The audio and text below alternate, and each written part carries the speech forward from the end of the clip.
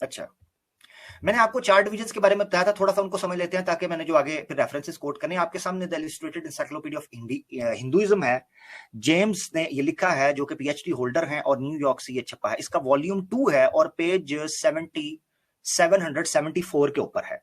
उसमें जो वेदास हैं बयान किया गया कि किस तरीके से जो उनकी जो उसके अंदर जो अहकामात हैं, जो टीचिंग्स हैं, जो वर्सेस हैं, उनको कैसे डिवाइड किया गया। तो 4 बड़े तरीकों में उनको डिवाइड किया गया, जिनको संहितास, ब्राह्मणास, आर्यनकास और उपनिषद के तौर पर डिवाइड किया जाता है।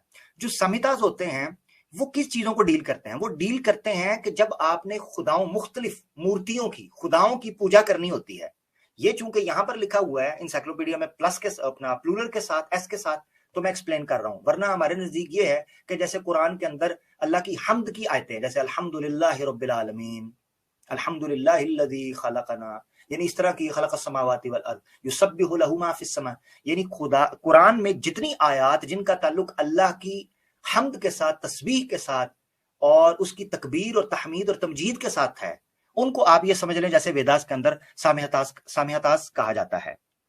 अच्छा, इनका बड़ा हिस्सा ऋग वेदा के अंदर पाया जाता है और साम वेदा के अंदर, यानी दुआओं का जो मेजॉरिटी ऑफ द पोर्शन है वो ऋग वेदा और साम वेदा में पाया जाता है। ये वहां लिखी गई हैं, यानी इस तरीके से आप समझे, क्योंकि मैंने अभी कुछ चीजें एक्सप्लेन करनी है आगे। अच्छा, इसके बरअक्स जो ब्राह्मणास हैं वो डिटेल एक्सप्लेन करती हैं जो प्रैक्टिकल सोशल रिचुअल लाइफ है, यानी जो आपके कस्टम्स हैं, आपके ट्रेडिशंस हैं, आपकी प्रैक्टिकल सोसाइटी की लाइफ है, उसको डील जो चीजें करती हैं वो ब्राह्मणास हैं। इसको जेर में रखना है, ये ब्राह्मणास है, ठीक है ना। अच्छा, क्योंकि ब्राह्मणास को आमतौर पर और इन हिस्सों को और इन एक्सपोजिशन को आमतौर पर लोग ये कह देते हैं जी ये वेद का हिस्सा नहीं है, हालांकि वेद का हिस्सा है वो। स्वामी साहब थोड़ा सा कंफ्यूजन का शिकार है। अच्छा, खैर आगे चलते हैं। 2 बाकी बचे हैं, एक डील हमने कर ली, 2 बाकी बचे हैं। एक है आर्यनकास और उपनिषद, ठीक है, आरण्यकास और उपनिषद। ये डील करती हैं कॉस्मोस के साथ, यानी स्पिरिचुअली और मिस्टिकली और मेटाफोरिकली, या आप ये समझ लें चीजों को एक्सप्लेन करती हैं क्रिएशन में या उनके मैकेनिज्म में या उनकी ट्रीटमेंट में या उनकी एक्सप्लेनेशन में। आपको पता है उपनिषदों के अंदर बड़ी सूफियों की बातें की गई हैं, ये कायनात कैसे बनी, कैसे जाएगी, अग्नि कैसे आई, फलाना वेदास कैसे आई, फलाना कैसे आई, उनको कॉस्मोलॉजिकली, ठीक है, एक्सप्लेन किया जाता है रूहानी तौर पर। ये 4 तरह की चीजें थी। अब आपके सामने ये चीजें आ गई। हमने एटर्निटी ऑफ वेदास में एक रेफरेंस दिया था जो बुक के स्टार्ट में ही था, ऋग्वेदा के।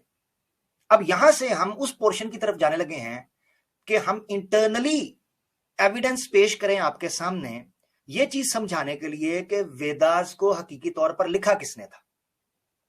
यहां एक सवाल आपने अपने पास लिख के अपने सोच में रख लेना है। वो सवाल यह है कि वेदास को आर्य समाज या आर्य समाजी के मुताबिक, या जो वेदास को मानने वाले हैं उनके मुताबिक, यह होना चाहिए कि वेदास को 4 लोगों ने एक्सप्लेन किया है, उनको दी गई थी और उन्होंने एक्सप्लेन किया, ठीक है। अच्छा, ये जो मैंने इंसाइक्लोपीडिया का हवाला दिया था, यहां एक और बड़ी इंपॉर्टेंट चीज है, नीचे देखें आप, सबसे आखिरी 2 लाइनें, ये तो मैंने एक्सप्लेन ही नहीं की, ठीक है, आखिरी 2 लाइनें वो क्या है? वो कहते हैं the Vedas were considered to sacred, considered so sacred that for 3000 years they were not written down, ठीक है। और इसको फिर एक्सप्लेन किया उन्होंने निमोनिक्स के जरिए, यानी याददाश्तों के जरिए, मेमोरी के जरिए इसको सेव किया गया। 3000 साल, यानी वेदास दिए गए और उसके 3000 साल गुजर गए, मगर वेदास को लिखा लुखा कोई भी नहीं गया था। हाँ, 3000 साल तक, ये एक क्लेम है।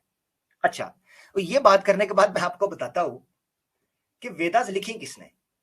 चाहिए तो ये था कि अगर ऐसे ऋषियों को जिन्होंने वेदास को समझा और सुक्ता में या मंडल में उनका नाम मेंशन होना चाहिए था कि यह मंडल किसकी तरफ मंसूब है या किसने लिखा है, तो वो तो बड़े 4 थे जो मैंने आपको स्टार्ट में बताया, ट्रिपल ए और एक वी, यानी अग्नि, आदित्य, अंगिरास और वायु। इन 4 की तरफ वेदास को मंसूब होना चाहिए था। मगर मजे की बात यह है कि जितनी भी कमेंट्रीज आप खोलेंगे, सयाना की खोलें या मैक्स मुल्लर की खोलें या किसी और समाजी की खोलें, ठीक है, विजडम लॉ की, किसी की भी खोलें आप जाके, तो आपको पता चलेगा कि वहां पर कई सूक्ता और कई मंडलों के जो ऋषिज हैं उनका नाम ऊपर मेंशन किया गया। अब जिस तरह इन्होंने कहा कि जनाब स्वामी दयानंद सरस्वती साहब ने कि वो जी उनके एक्सप्लेन करने वाले थे, मगर आगे कुछ सवाल आएंगे, वो मैं आगे रखूंगा मगर तरतीब के साथ। सबसे पहले चलते हैं कि वेदास की इटर्निटी में मैंने एक सवाल किया था कि ऋग्वेद की पहली बुक, पहला हिम और दूसरा मंत्रा, उसमें एक वर्ड आ जाता है, अगर ये किताब इटर्नल थी, इसकी कोई बिगिनिंग और कोई एंड नहीं है, और इसकी कोई बिगिनिंग नहीं, ये तो इंपॉर्टेंट है, एंड का हमें हो ना हो, एंड तो हो चुका हुआ है वेदा का पहले, क्योंकि आप खुद मानते मूनते कोई नहीं है, ठीक है, मगर इसकी बिगिनिंग नहीं थी, जैसे मैंने इटर्निटी ऑफ वेदास में क्लेम एक्सप्लेन किया था इनका। मगर ऋग्वेदा की पहली बुक, पहला हिम और दूसरे मंत्रा के अंदर एंशियंट सीयर्स का जिक्र आपको मिलता है। ये वही सीयर्स हैं, जो सेजिस हैं, ऋषि मुनीज हैं, जिन्होंने वेदा को एक्सप्लेन किया। तो वेदास के अंदर जिक्र मिल रहा है कि वेदास से पहले भी कुछ लोग मौजूद थे। ओ, तो दैट मीन्स कि वेदा को बाद में आने वाले लोगों ने लिखा है। तो यहां से एक तीर से दो शिकार होते हैं इस रेफरेंस से, जो समझ आते हैं। नंबर वन, के इटर्निटी ऑफ वेदास जो है उसका धर्म तख्ता हो जाता है, यानी ये कहना कि वेदास से पहले कुछ भी नहीं था, सबसे पहले वेदास ही आई, तो ये तो उखाड़ के रख देता जड़ से। और दूसरी चीज, ये चीज पता चलती है, बल्कि तीन चीजें, तो दूसरी चीज भी आ गई, ये चीज पता चलती है कि स्वामी दयानंद सरस्वती और आर्य समाज इसके बकौल जितना भी ज्ञान इस वक्त धरती पर, ब्रह्मांड पर फैला हुआ है, वो सारा वेदास से निकला है, उसका एक्सट्रैक्ट है, उससे उसका नेक्टर है, उसका जूस है, उसका क्रक्स है जी, उसका खोया है, मुख है। और तो ये एंशिएंट सीयर्स कैसे बन गए? क्योंकि एक सीयर बनने के लिए और एक सेज और एक ऋषि मुनि बनने के लिए आपके पास ज्ञान होना चाहिए। तो वेदास की पहली बुक के पहले मंडल, अपने सूकत के दूसरे मंत्र के अंदर और उससे पीछे जो ऋषि हैं उनका जिक्र मिल रहा है। ये कैसे मुमकिन है? एक बड़ा सवाल है, बड़ा सवाल है जिसका जवाब नहीं मिल सकता। और तीसरा पॉइंट, ये दो पॉइंट हो गए, तीसरा पॉइंट ये समझ आता है कि अगर ऋषि का मतलब ये होता है कि वो वेदास को समझते हैं, तो ये उससे पहले क्या काम कर रहे थे कि ये वेदा को समझ रहे थे? हाँ, इसका मतलब है वेदास तो फिर उन्होंने लिखी, क्योंकि ऋग्वेद का मंत्र के अंदर उनका जिक्र आ गया है। अच्छा, खैर, ये तीन चार सवाल हैं जिनको मैं डिफरेंट डायमेंशन और एस्पेक्ट से को 75 सवाल बना सकता हूं, मगर इस वक्त ये बुनियादी तौर पर ये है। अब हम आगे बढ़ते हैं, तवज्जो रहे, तवज्जो। ऋग्वेद की पहली बुक मैंने आपको दिखाई थी, अब इसकी कमेंट्री में, और आप ये ओपन सीक्रेट है यार, मैं कोई को बहुत ज्यादा को गहरी बातें नहीं कर रहा, ये आप कहीं से भी जाके चेक कर सकते हैं, आप ऑनलाइन सर्च कर सकते हैं, कहीं से भी पता चल जाएगा। ऋग्वेद की पहली बुक यानी पहला मंडल जो है, अव्वल मंडल, उसकी कमेंट्री में ये देखे लिखा हुआ है कि पहला मंडल किसने तैयार किया है। अब आपने एक चीज की तरफ तवज्जो करनी है, कहीं पर भी आदित्य, अग्नि, वायु और अंगिरास आपको देखने नहीं मिलेगा, मोस्टली मंडल्स और सूक्तों के अंदर। हाँ, आर्य समाज के बकौल 4 ऋषियों का लिखना होना चाहिए था ना, 4 ऋषियों के साथ टोकन लगना चाहिए था रिमेम्बरेंस का। ये देखिए आप, the first 2 hymns of this book, यानी पहली बुक, ऋग्वेदा की जो पहली बुक है, उसके जो पहले 2 हिम्स हैं, उनको निस्बत की जाती है, अस्क्राइब्ड किया जाता है कि ये ऋषि ने लिखे हैं या सीर ने लिखे हैं, और उसका नाम क्या था? मधु छछूदास, रणछोड़ दास चांचड़, हाँ जी, माधु छछूदास। ये छछुंदर साहब ने ये ऋग्वेद का पहला मंडल जो है, उसके इब्तदाई हिम्स जो हैं पहले वाले, वो तैयार किए हैं। अब ये कौन था? ये जो, हाँ, वेश्वामित्रा का बेटा कहते हैं, या उसकी नस्ल का एक कहते हैं, उसकी फैमिली का, और descendant of the famous Vishwamitra के बेटों में या उसकी फैमिली में से माना जाता है ये बंदा। तो ये क्या लिख रहा है? ऋग्वेद लिख रहा है, उसका पहला मंडल। वो किधर गया आदित्य? वो किधर गया अग्नि? वो किधर गया वायु और अग्नि अंगिरास? ये तो मधु छछुंदर दास राजड़, ये यहां पर बैठकर ऋग्वेदा लिख रहा है। और लिख भी कौन यानी ये कौन है? इसकी एक्सप्लेनेशन दी, सन और the descendant of the famous Vishwamitra. अब विश्वामित्रा ये जो नाम है ना, इसको अपने पास रख लेना आपने लिख के, क्योंकि आगे इसका किरदार मैं आपको बताने लगा हूं। विश्वामित्रा का बड़ा क्लासिकल किरदार है, ये आपने वर्ड अपने पास रख लेना लिख के, ठीक है ना, ये बड़ा इंपॉर्टेंट है। यहां से आपको पता चला कि कैसे ऋग्वेद की पहली मंडल ही, पहली बुक ही, उसकी निस्बत उन से जिसकी तरफ की गई है जो बाद में आ रहे हैं।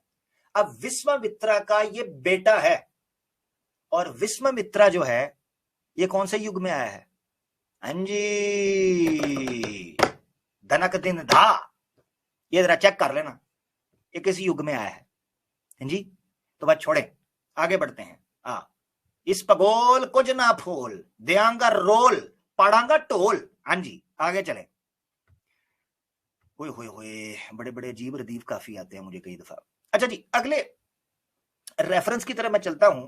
ऋग्वेद के अंदर इंटरनल एविडेंस है जिससे आपको पता चलेगा कि कुछ बाहर के लोग हैं जो वेदास के मंत्र तैयार कर रहे थे। ये बड़ा इंपॉर्टेंट है इंटरनली, ये आपने देखना है। ये आपके सामने ऋग्वेदा है, बुक 5 यानी मंडल 5, और इसका सुकत बन जाएगा दूसरा। ये एस ऊपर आप देख रहे हैं 2 सुकत, जिसको हिम नंबर 2 कह सकते हैं आप। तो जिसने सर्च करना है बुक 5 हिम नंबर 2 और मंत्र नंबर 11 बन जाएगा। उसमें लिखा है कि जो उस वक्त के ऋषि मुनि थे, इसकी निस्बत वैसे कई लोग कर देते हैं अग्नि की तरफ, कई कर देते हैं सूर्य की तरफ। ये कमेंट्री में आप पढ़ेंगे तो मुख्तलिफ, क्योंकि आगे अग्नि वगैरह का जिक्र है तो वो उसकी तरफ कर देते हैं, हालांकि उसी की प्रार्थना हो रही है, और कह देते हैं उसी ने बनाया, तो कह देते हैं उसी का है जी। तो बहरहाल जो भी है, अग्नि नहीं बनाया है, जिसी ने भी बनाया है। सवाल ये हो रही है कि ये ईश्वर का ज्ञान था या ये ऋषियों ने बनाया है, क्योंकि अगर अग्नि ने भी बनाया है तो अग्नि स्वामी दयानंद सरस्वती के अनुसार एक ऋषि थे, और ऋषि होने के लिए मनुष्य थे, देवता नहीं थे। वो अलग बात है कि छंदोग्य उपनिषद के अंदर उनको देवता कहा गया है, मगर शतपथ ब्राह्मण का कोट करके ये कहते हैं कि वो मनुष्य हैं। और स्वामी दयानंद सरस्वती साहब ने तो इस सवाल का जवाब यूं दिया कि जब उनके चेले ने पूछा कि गुरुजी, अगर अग्नि को, आदित्य को, वायु को, अग्नि अंगिरास को वो चीजें मान ले जो आमतौर पर हिंदू मानता है, तो उनमें तो कॉन्शियसनेस ही नहीं था। तो स्वामी दयानंद सरस्वती ने कहा ना ना ना ना, वो सेज ही थे, वो इंसान थे, ऐसा हो ही नहीं सकता वो इंसान ना हो। हाँ जी, ये कहा उन्होंने। तो फिर उन्होंने बनाया ना, और जब उन्होंने बनाया तो ईश्वर का ज्ञान ना रहा। Simple formula. अब देखें 11 नंबर में, as a skilled craftsman makes a car. लो जी, ये एलन मस्क साहब की यहां पर वेदा आदि ग्रंथ के अंदर एलन मस्क, टेस्ला और BMW जनाब, ये गाड़ी बनाने का जिक्र आ गया है वेदास के अंदर। International research NASA centre sir. हाँ जी। अ सिंगर आई कह रहा है, एक गुनगुनाने वाला, गुरु मंत्र पढ़ने वाला। Mighty one, this him for the have fashioned. इस मंत्र को, इस सुक्त को ए ईश्वर तेरे लिए तैयार किया है। फैशन्ड, फैशन्ड का मतलब है इधर से पकड़, उधर से पकड़, उधर से पकड़, टुकड़े इकट्ठे करके जोड़ के कुछ बनाना, उसको फैशन्ड कहते हैं। यानी एक रद्दी उधर से पकड़ी, एक कपड़ा उधर से पकड़ा, एक टुकड़ा उधर से पकड़ा, और जनाब चूचू का मरब्बा तैयार। तो वो कहते हैं कि चूचू का मरब्बा तैयार करके ईश्वर परमेश्वर आपके सामने हमने रख दिया है। कहां जिक्र आ रहा है इसका? वेदा के अंदर। तो वेदा किसने बनाई? ईश्वर का ज्ञान है या ऋषियों ने बनाया है? सवाल ये है। एक और रेफरेंस हम ले लेते हैं। ये मैं तरतीब बुक के हिसाब से चल रहा हूं। ये पहले 5वां आपको बुक मिल गई थी, अब बस 7वीं बुक के अंदर आप आ जाते हैं, और इसका हिम नंबर है 23। यहां पर देखें ऋषि का जिक्र किया गया है 9वें मंत्र के अंदर, ठीक है, मंडल 7 सोकत 23 और मंत्रा 9 में लिखा है कि जितने भी ऋषि थे उन सब में पुराना और सबसे ताजा, फ्रेश, यानी पुराना भी और फ्रेश भी, इंद्रा था। Who have engendered hymns as sacred singers. उसने हिम्स को पैदा किया। एंजेंडर्ड का मतलब होता है किसी चीज को शुरू करना, किसी चीज को डेवलप करना, किसी चीज को बनाना। तो ये ईश्वर का ज्ञान था जो दिया गया था अग्नि, आदित्य, अंगिरास और वायु को। इंदिरा साहब यहां अपना कबाड़ा खोल के बैठ गए हैं। इंदिरा साहब कहते हैं नहीं जी मैंने बनाया, अब क्या करना है। हाँ जी। अच्छा, एक और अंदर से हवाला में ले लेते हैं, उसके बाद थोड़ा सा मैं विश्वामित्रा के बारे में बयान करना चाहता था। जैसे मैंने आपको पहले जिक्र किया कि उसके बेटे ने बुक 1 लिखी, यानी उसके कुछ मंत्रा, ऑब्वियसली कुछ सुक्ता, कुछ सुक्ता, पहला और दूसरा सुक्ता जो है वो विश्वामित्रा के बेटे या उसके जानशीन ने लिखा, जिसका मैंने आपको जिक्र किया, माधु ने, ऋषि माधु ने। तो ये एक और हवाला अंदर से ले लेते हैं, इस पे भी आपको पता चलेगा कि नए हिम जो है, नए सुक्ता जो है, उनके क्रिएशन का जिक्र आपको वेदा के अंदर मिलता है। और अगर ईश्वर की तरफ से दी गई थी तो उनकी क्रिएशन का जिक्र नहीं आना चाहिए था कि वो न्यूली क्रिएट किए जा रहे हैं। तो बुक 7 है, मंडल 7 है, और सुकत उसका 35 और मंत्रा बन जाएगा 14। So may the Rudras, Vasus and Adityas accept the new hymn which we now are making. Now are making, तो ईश्वर ने दिए थे। तो ये अब कैसे बन सकते हैं? अगर ईश्वर ने दिए थे तो अब न्यू, अब बन कैसे सकते हैं? 3 सवाल है। न्यू यानी इससे पहले नहीं थे, ये फ्रेश आए हैं। नंबर 2, नाउ, अब इसका मतलब है टाइम था, यहां से शुरू हुए। मेकिंग इसका मतलब है बन रहे हैं, तो बनाने वाला ईश्वर तो नहीं यहां। सवाल ये है कि पता चल जाना चाहिए कि न्यू उनको बना दे। May all the holy ones of earth and heaven and the cows of spring hear our invocation. हमारी इस नई इजाद को, हमारे इस नए जनाब सुक्त को वो लोग कबूल कर सके। पीछे आपने विश्वामित्रा का जिक्र सुना था, मैं उसका जिक्र भी आपको थोड़ा सा बताना चाहता हूं। विश्वामित्रा का, विश्वामित्रा कौन था? विश्वामित्रा या विश्वामित्रा उसको मैं कह लेता हूं, मेरे लिए विश्वामित्रा पढ़ना थोड़ा मुश्किल हो रहा है, तो विश्वामित्रा मैं कह लेता हूं। विश्वामित्रा का मतलब यह है कि पूरी दुनिया का दोस्त। विश्व का मतलब है दुनिया, ठीक है, और मित्र का मतलब होता है दोस्त, मित्रो। हाँ जी, मोदी साहब कहते हैं मित्रो। हाँ जी, तो विश्वामित्रा का मतलब है पूरी दुनिया का दोस्त। अब विश्वामित्रा जो है ये किरदार कब का है ये भी आपके सामने आ जाएगा, मगर ये क्यों अहम है वेदों की क्रिएशन के अंदर और हिम्स तैयार करने के अंदर, क्योंकि इसने लिखे थे। क्यों मैं इंपॉर्टेंट कह रहा हूं, उसकी एक वजह है। हाँ, उसकी वजह क्या है? विश्वामित्र वो शख्स है जिसने सबसे पहले गायत्री मंत्र को डिस्कवर किया था। गायत्री मंत्र, ठीक है। आपको पता है जब भी कोई हिंदू आता है या कोई बात करता है कि ये फेक हिंदू है, रियल हिंदू है, जैसे हम कलमा या कोई ऐसी चीज सुनते हैं, सूरत वगैरह, हिंदुओं के यहां माना जाता है गायत्री मंत्र, ठीक है ना। गायत्री मंत्र और ऋग्वेद के अंदर डिस्कवर किया गया था, मंडल 10 के अंदर, तो आपको उसका जिक्र भी मिल जाएगा। मुझे मैंने थोड़ा सा याद किया था, अगर मैं अपनी मेमोरी से पढ़ दो, हो सकता मैं ओम भूर भव स्वाहा, ओम क्या है, ओ ओम भूम भूव भवर, मैं अपनी मेमोरी से पढ़ रहा हूं। ओम भूम भवर स्वाहा तत्सवितुर्वरेण्यम भार्गो देवस्य धीमहि धियो यो न प्रचोदया। ये है जी, हाँ जी। ओम भूर्भुवः स्वः तत्सवितुर्वरेण्यम भार्गो देवस्य धीमहि धियो यो न प्रचोदयात्। टन टन टन टन टन टन। हाँ जी। अब सवाल यह है कि ये गायत्री मंत्र जिसने डिस्कवर किया था वो थे विश्वामित्रा साहब, मगर विश्वामित्रा साहब का एक कांड मैंने आपके सामने रखना है। तवज्जो तवज्जो तवज्जो सर, तवज्जो। और क्यों मैंने रखना है? क्योंकि इसने क्या क्रिएट किया। अब मैं आपके सामने एक वेबसाइट है जो कि इनकी लिखी हुई है, मेरी नहीं है, वैदिक फीड है, और मैं आपको और भी रेफरेंसेस से बता दूंगा, कोई एक रेफरेंस नहीं है कि क्या वेबसाइट तो अपने को लाया है, अपने को लाया है, तो सुन ले जरा। अच्छा जी, नीचे कैरेट टली हो जाए, अभी तो पीरियड खत्म नहीं हुआ। हाँ, बहरहाल प्यारी प्यारे अंदाज में, यार आप लोग एक काम नहीं करते, वो काम करो ना, जो असल काम है वो करो। सुनो, आपका भी please guys like and share करना ना भूलें। शुक्रिया हमें ज्वाइन करने के लिए। जाने में शेयरिंग तो करो ना प्लीज करो ना। माय गॉड, कितने गंदे लोग हो तुसी। हाँ जी, चलो जी वापस आ जाओ। हाँ, ब्रेक खत्म हो गई है, आ जाओ वापस। अच्छा, ये आपके सामने एक रेफरेंस है। ये विश्वामित्रा कौन था? पहले मैंने आपको बताया कि इसका बेटा माधु रणछोड़ दास चांजड़, मैं मजाक से कह रहा हूं, चचो दास जो है, उसने पहली बुक के 2 हिम्स लिख दिए, 2 पहले सूक्ता जो लिखे, ठीक है। अब ये विश्वामित्रा आया है। विश्वामित्रा ने क्या किया ये देखें। ये बेसिकली क्षत्रिय फैमिली से था, जिसके बारे में ये क्लेम किया जाता है कि इसने इतना ज्ञान हासिल किया कि ये ब्राह्मण बन गया। चलो जी, 1 मिनट के लिए मान लेते हैं बन गया, मगर इसको जीने ना दिया गया, और इसकी टसल चलती है एक और ऋषि के साथ, जो मैं आगे बयान करूंगा। उसने भी ऋग्वेद लिखी पड़ी है, हाँ जी, उसका भी आगे जिक्र आएगा। अब आपको याद है कि इटर्निटी ऑफ वेदास में मैंने एक इशारा किया था कि क्या मुमकिन है कि अगर वेदास शुरू से हैं, इससे पहले कुछ नहीं था, तो ये क्यों कर मुमकिन है? हाउ इज इट पॉसिबल कि वेदास के अंदर कुछ ऐसी चीजों का जिक्र है जिससे पता चलता है कि टाइम ने और by the passage of time इसके टेक्स्ट के ऊपर, कंटेंट के ऊपर इन्फ्लुएंस हुआ है।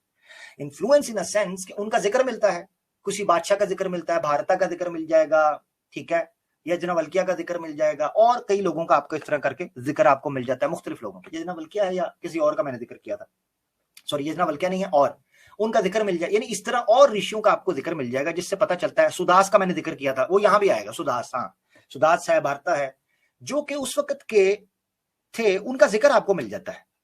तो ऐसा कैसे मुमकिन है कि ईश्वर का ज्ञान हो, ऋषियों को दिया गया हो, नो प्रॉब्लम, ऋषियों ने उसको समझा हो, नो प्रॉब्लम, ऋषियों ने उसको एक्सप्लेन किया हो, नो प्रॉब्लम, ऋषियों ने उसको आगे पहुंचाया हो, नो प्रॉब्लम, मगर ये कैसे मुमकिन है कि ऋषियों का नाम भी उसके अंदर आ जाए? This is a problem.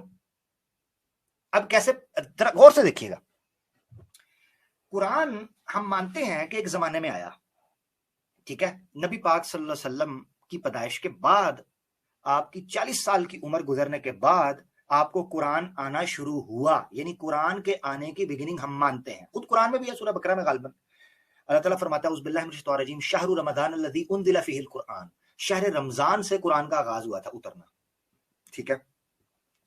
तो और इसी तरीके से है कि एक सीगा इस्तेमाल किया जाता है तंजील, नज़्ज़ला युनज़्ज़िलु तंजील, अंज़ला भी इस्तेमाल किया जाता है। जैसे सूरह कहफ के शुरू में आता है पहली आयत में, अल्हम्दुलिल्लाहिल्लज़ी अंज़ला अला अब्दिहिल किताब व लम यजअल लहू इवजा, कि पाक है वो जात, तमाम तारीफें उस जात के लिए जिसने अपने बंदे पर किताब को नाजिल किया। अंज़ला युनज़िलु, इंज़ाल का मतलब होता है किसी चीज का एक ही बारे में नाजिल होना, और नज़्ज़ला युनज़्ज़िलु तंजील का मतलब माना होता है किसी चीज को आहिस्ता आहिस्ता, इंस्टॉलमेंट्स में, पार्ट्स में, सेगमेंट्स में, डिविजन्स में उतारना। तो कुरान अंज़ला युनज़िलु इंज़ाल भी है और नज़्ज़ला युनज़्ज़िलु तंजील भी है। तो कुरान का आगाज तो हम मानते हैं, मगर एक दफा गौर किया है कि कुरान अगर किसी इंसान ने लिखा होता, नबी पाक सल्लल्लाहु अलैहि वसल्लम ने, ना अपनी बीवियों के नाम, ना अपनी बच्ची के नाम, ना अपने साथियों के नाम। मुझे एक बंदा बताओ, सोचो एक मिनट के लिए कि एक बंदा, नाउज बिल्ला, अगर मोहम्मद सल्लल्लाहु अलैहि वसल्लम झूठे होते, नाउज बिल्ला झूठे होते, तो वो उस किताब में जो कि रहती दुनिया तक रहनी थी और सक्सेस भी मिल रही थी, वो कम से कम अपने दोस्तों को खुश करने के लिए पॉलिटिकली, डिप्लोमेटिकली, लालच के तौर पर उनका नाम ही लिख देते। अल्लाहु अकबर, अल्लाहु अकबर। उन्होंने नाम ही नहीं लिखा, ना अबू बकर का, ना उमर का, ना अली का, ना उस्मान का, ना अब्दुल्ला बिन मसूद का, ना हमजा अपना चचा का, ना बिलाल का, है जी, ना अबू बैदा इब्न जर्राह का, ना साद बिन अबी वक्कास का, ना खालिद बिन वलीद का, ना तलहा जुबैर का, ना अब्दुर्रहमान बिन औफ का। उन लोगों ने जाने कुर्बान कर दी, मगर उनका नाम ही कोई नहीं कुरान के अंदर। अल्लाहु अकबर, है जी, क्या कहने। और इधर देखो, ये 2-2 टके के ऋषियों के नाम अंदर लिखे हुए हैं वेदास के अंदर, और कहते हैं जी ईश्वर का ज्ञान मानो उसको।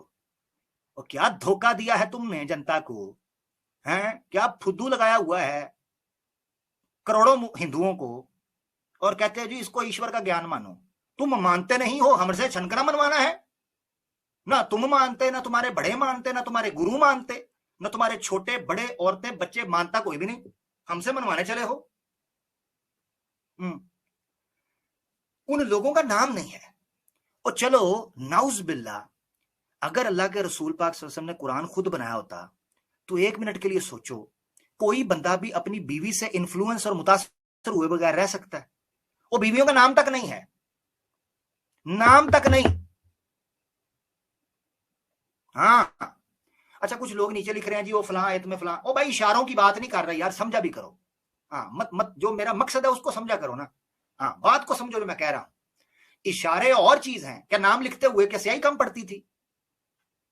अल्लाह का हुक्म नहीं था भाई। हाँ, वो तो शान नुज़ूल के जरिए समझते हैं, ये आयतों के कॉन्टेक्स्ट के जरिए कि आयतें कब नाजिल हुई होंगी तो किसके बारे में हो सकती हैं।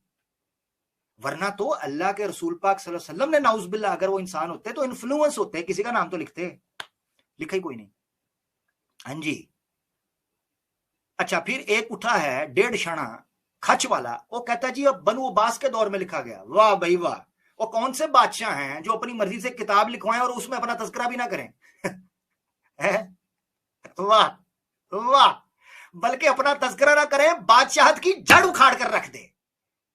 ये कौन से बादशाह हैं जो किताब लिखवाएं और तागूती ताकतों के खिलाफ उठने की बातें बीच में लिख दें? वाह, ये कौन से बादशाह हैं जो अपने दौर में किताबें लिखवाएं और कहें कि ला युशरिकु फी हुक्मिही अहदा, कि हम उसके हुक्म के अंदर, अल्लाह के हुक्म के अंदर किसी बादशाह, बड़े से बड़े दज्जाल को, तागूत को और बड़े से बड़े खड़पैंच और चौधरी को भी शरीक नहीं करते। वाह भाई वाह, मुझे आज से बादशाह से मिलवाना, मेरा दिल करता है मैं उसकी पपी लूं। हैं? वाह भाई वाह, इन बादशाहों के सदके कि जिनके जमाने में इतनी शानदार किताब लिखवा रहे हों वो और अपना तज़किरा भी ना करें। हैं? हाँ, तुम छोटी सी सूरत लिखो, बीच में यूट्यूब और कोरोना भी आ जाए। हैं? बहुत अच्छे। ये सूरा कोरोना समझी है, सूरा यूट्यूब समझी है। ड्रामेबाज फनकार चले हैं कुरान से पंगा करने, कड कड़ाके देंगे थोड़े। बस गल शर्त ये है, मैदान में निकलना है। अच्छा, तो ये है वो सवाल जिसकी तरफ तवज्जो करने की थी, बहुत इंपॉर्टेंट। आगे बढ़ते हैं पॉइंट की तरफ। विश्वामित्र है, ये क्या था? ये जैसे मैंने आपको बताया कि एक बादशाह जैसे क्षत्रिय था और जारी बात है बाद में वो सेज बन गया और उसको कई लोग ब्राह्मण कंसीडर करते हैं, which we have no problem, उसमें कोई मसला नहीं है। आगे चलते हैं, देखिए नीचे वाला जो पैराग्राफ है वो देखना आपने। गायत्री मंत्र जिसने सबसे पहले डिस्कवर किया उसका जिक्र आपको मिलता है, और सबसे पहले जिनको कहा जाता है कि जिसने गायत्री मंत्र जो है सबसे पहले जिसने समझा वो ये थे, ठीक है, विश्वामित्र, और दूसरे थे यज्ञवल्क्य।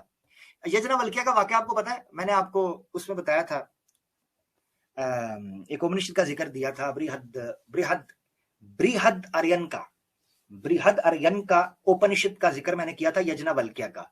कौन सी एपिसोड में है? गालबन ओरिजिन ऑफ वेदास में है। हाँ, वो किस्सा जरूर पढ़िएगा जिसकी 2 बीवियां थी और वो आपस में झगड़ पड़े थे और वो सारे मामला थे, ये उसमें मैंने जिक्र किया यज्ञवल्क्य का, आपको पता चल जाएगा।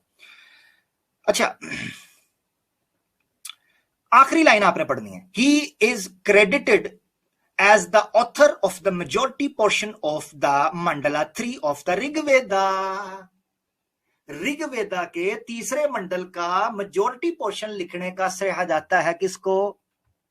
विश्वामित्र को, ऋषि विश्वामित्र को। एक और हवाला ले लें इसी कमेंट्री के अंदर से, इसमें नहीं है, इंग्लिश में जो ऋग्वेदा है हमारे पास पढ़ी, उसकी कमेंट्री बुक 3 जो है उसके नीचे जो कमेंट्री हुई है हाशिए के अंदर, उसके अंदर लिखा है the hymns of book 3 are ascribed to the Rishi Vishwamitra और to members of his family.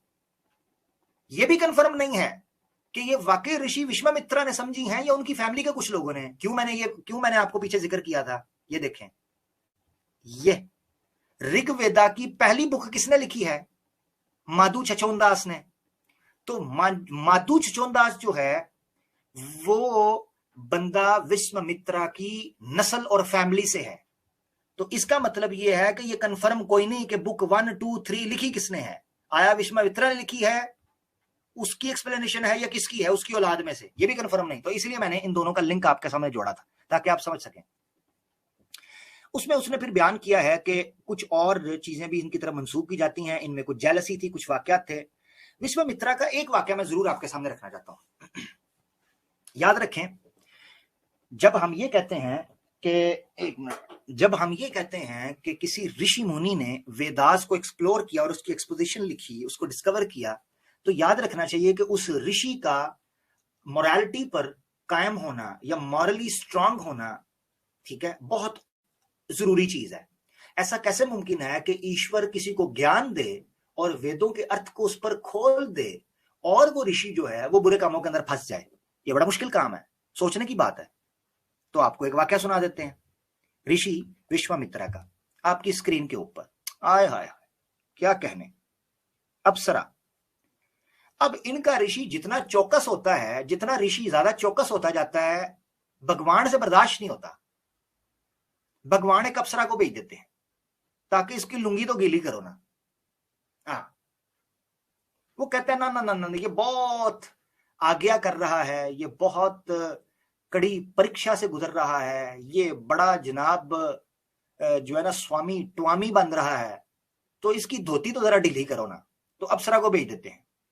अब वो अप्सरा आगे नीचे, और अप्सरा जो आई आपके सामने है, उस अप्सरा ने पकड़ के ऋषि मुनि साहब के कड़ाके निकाल दिए। हाँ, जंगल के अंदर, ये पीछे आप सीन देख सकते हैं। तो उस जंगल में जब कड़ाके निकले तो तब जाकर ब्रह्मा जी को सुकून हुआ। हाँ जी, मैंने आपको बताया था इनकी राइवलरी चल रही थी एक बंदे के साथ जिसका जिक्र मैंने यहां पर जिक्र किया। इनकी जेलसी क्या थी? एक बंदा था, वशिष्ठ था भी एक वेद का बड़ा ऋषि मुनि माना जाता है, और इनका जो टाइम है वो किंग सुदास का टाइम है। वहां एक बादशाह था सुदास, जिसने गवर्नमेंट ऑफिशियल पोएट के तौर पर जो विशिष्टा था उसको अपॉइंट किया हुआ था, जो वेद के कोड को समझता और उनको लिखता था और बीच में डाल देता था जो भी उसकी बात आती थी। उसकी जेलसी चल रही थी विश्वामित्रा के साथ, क्योंकि विश्वामित्रा को भी काम था वेदास से रिलेटेड और इसको भी काम होता था, और किंग जो है वो दोनों के साथ थोड़ा सा लिंक रखता था। तो उस जेलसी की वजह से इन दोनों ने एक दूसरे के ऊपर हमले भी बड़े किए। उन हमलों के नतीजे में ब्रह्मा ने जो विशिष्टा है उसकी साइड ली, और जो ये आपके हैं विश्वामित्रा जिनका जिक्र चल रहा है, इन्होंने शिव जी की प्रार्थना की और उनके सामने मंत्र पड़े और शिव जी ने इनको बड़ी पावर दी, इन्होंने उखेड़ काट कर रख दिया।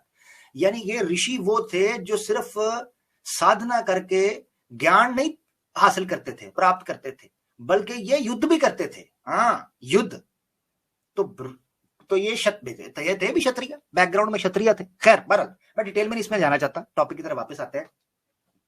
तो ये जो तस्वीर है ना आपके सामने, ये उस लड़ाई के बाद चूंकि ब्रह्मा जी को गुस्सा आ गया, उन्होंने कहा यार ये शिव जी के पास चले गए हैं तो इसने मेरे साथ शिरक कर लिया है। हाँ जी, ये कहते हैं जी हम शिरक करने को पसंद करते हैं, कोई मसला नहीं, जिसने जिस भगवान की पूजा करनी है करते रहो।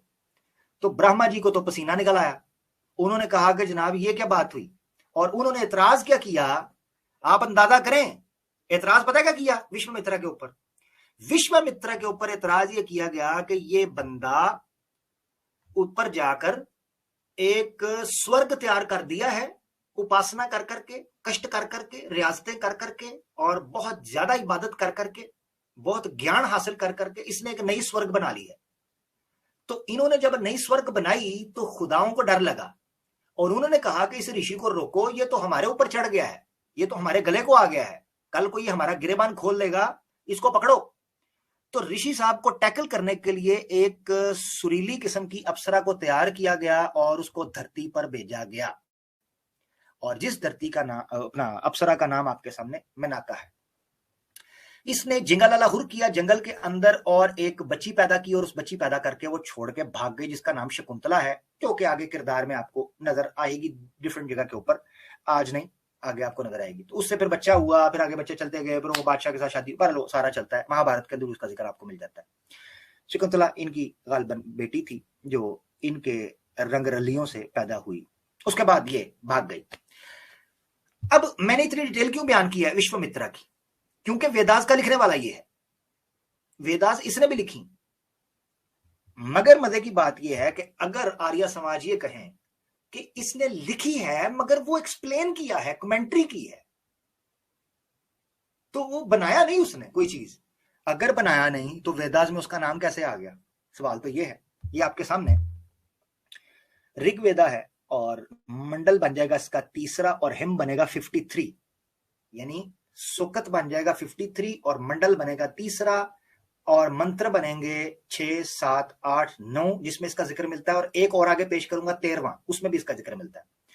यहां देखें सिर्फ इसका जिक्र नहीं मिलता, अगर आखिरी मंत्र में 9वें मंत्र में आप देखेंगे तो दूसरा वर्ड जिसको मैंने रेड हाईलाइट भी किया हुआ है वो सुदास है, ये वो किंग है।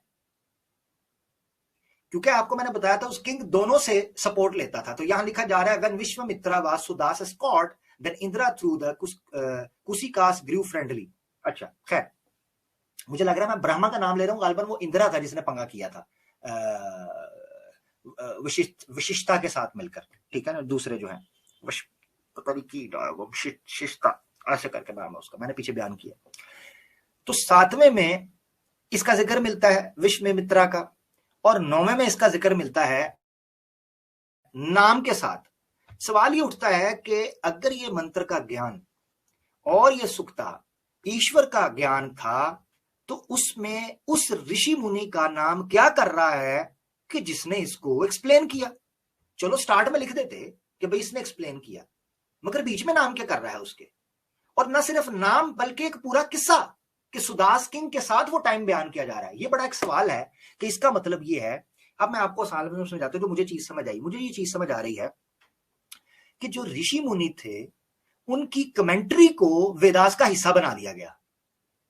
मिसाल के तौर पर मैं आपको बताता हूं कि जैसे कई हदीसों के अंदर जिसको हम कहते हैं अल मुदरज, मुदरज एक पूरा इल्म माना जाता है उसूल हदीस के अंदर, मगर चूंकि इनके यहां नहीं है, ये हमारा खासा है। हाँ, अब ये आके मुंह उठा के कहना शुरू कर दें कि जी जैसे आपकी जईफ हदीसें है, जईफ वैसे हमारे पुराणास भी जईफ है, ड्रामेबाज, सारा कुछ इस्लाम से लेते हो। ऐसे ही नहीं कुरान को कहते मुहैमिनन अलई, इस्लाम भी मुहैमिनन अलई है। अल यौम अकमलतु लकुम दीनकुम व अतममतु अलैकुम निअमती व रज़ीतु लकुमुल इस्लाम दीना। इस्लाम वो दीन था जिसने आके सबको सिक्योर कर दिया कि दीन अल्लाह का एक ही था, और सबको रास्ता दिखाया कि फुरकान क्या है। ऐसे ही नहीं कहते इस्लाम को फुरकान, कुरान को फुरकान, क्योंकि ये वो कसवटी है, वो तराजू है, वो क्राइटेरिया और म्यार और पैरामीटर्स हैं, वो बाउंड्रीज हैं, वो बेसिस हैं, वो फाउंडेशंस हैं जो आपको एक्सप्लेन करती हैं कि किस तरह आपने फर्क करना है खरे और खोटे में, पाक और नापाक में, पुण्य और जो पाप के अंदर आपने कैसे उसमें फर्क करना है। ये इस्लाम आपको बताता है। हाँ जी, आगे बढ़ते हैं। ये आपने देख लिया कि इसका जिक्र बीच में क्या कर रहा है। तो मैंने आपको बताया, मुझे ये लगता है जो मैं चीज एक्सप्लेन कर रहा था वो कर देता हूं, क्योंकि मुसलमानों को इससे थोड़ा सा नॉलेज मिल जाएगा। कुरान के जो किरात के ऊपर कई लोग एतराज करते हैं उसमें भी थोड़ा सा आपको इसमें क्लियरेंस मिल जाएगी। मुदरज या इदराज एक टर्म है, इस्तिलाह है, जो कि जरह तादील की बेसिकली इस्तिलाह है। उससे मुराद ये होता है कि बाज दफा रावी की जो कमेंट्री होती है, मुफस्सर की जो कमेंट्री होती है, उस कमेंट्री को कुरान की आयत के अंदर शामिल कर लिया जाता है एक्सप्लेन करने के लिए। ठीक है, उसको शामिल कर लिया जाता है ताकि समझा जा सके, मगर वो कुरान में शामिल नहीं होती है। और ना इसी तरीके से जो मिंबर पर, यानी मिसाल के तौर पर एक सहाबी थे, वो मिंबर पर खड़े होकर एक लेक्चर दे रहे थे, कुरान की एक आयत आई, कुरान की आयत उन्होंने एक्सप्लेन करनी शुरू की, कुछ लोगों को समझ नहीं आई तो उन्होंने अरबी जुबान के मुख्तलिफ जो सिनोनिम्स थे वो इस्तेमाल करके उनको समझाने की कोशिश की, तो लोग लिख रहे थे उनकी तकरीर को। तो बाज लोगों के नुस्खे में ये लगा कि जैसे कुरान की आयत की उन्होंने दूसरा वर्ड भी बीच में डाल दिया, तो उनको लगा। इसी तरह हम उनको बोलते हैं किरात शाज़ा या किरात अहाद या किरात गैर मारूफ, यानी ऐसी कुरान की किरात जिसकी सनद नबी पाक सल्लल्लाहु अलैहि वसल्लम तक या किसी मोतबर सहाबी तक नहीं पहुंचती। सो दैट मीन्स कि ये इदराज हो गया है, ये किसी रावी का, किसी ताबी तबा ताबी का वो इदराज है उस रवायत के अंदर एक्स्ट्रा। ठीक हो गया, तो ये भी पॉइंट है, उसको भी समझना बड़ा जरूरी है। इसी तरीके से हदीस होती है, हदीस में बाद अल्फाज रावी अपनी तरफ से इजाफा कर देता है, उसको बाद में बयान किया जाता है कि यह अल मुदरज, उस हदीस को बोला जाता है अल मुदरज। ये ऐसी रवायत है कि जो मुदरज है, जिसमें अल्फाज का इजाफा किया गया, फिर छांटी की जाती है दूसरे तुरुक के जरिए कि उस तुर्क, इस तरीक में ये लफ्ज है तो दूसरे तुर्क के अंदर क्या है, तो उनको इकट्ठा करके जो सबसे ज्यादा मुत्तफिक अल्फाज होते हैं उनके ऊपर इत्तफाक किया जाता है कि ये हदीस के अल्फाज इतने जो हैं वो सिर्फ ऑथेंटिक पहुंचते हैं। ये तो है हमारा उसूल, ये है हमारा कानून, ये है हमारा तरीकाकार। और थोड़ा किथे वे, आप तो मानते हो इनको कि ईश्वर का ज्ञान है, तो इसमें विश्वामित्रा के वर्ड क्या कर रहे हैं? सवाल तो ये है। अगली आयत भी जैसे मैंने कहा था आपको 13 नंबर है, वो भी मैं आपके सामने रख देता हूं। इसी की बुक नंबर 3 की हिम सेम है, गालबन क्या था, इसको मैं रिपीट कर देता हूं, 53, हाँ 53।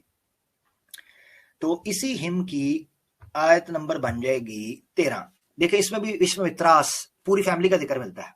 ये है, ये प्रॉब्लम है, ये प्रॉब्लम है। The Vishwamitras have sung forth this prayer to Indra thunder armed, so let him make us prosperous। ठीक है, prosperous। अच्छा, ये था सवाल के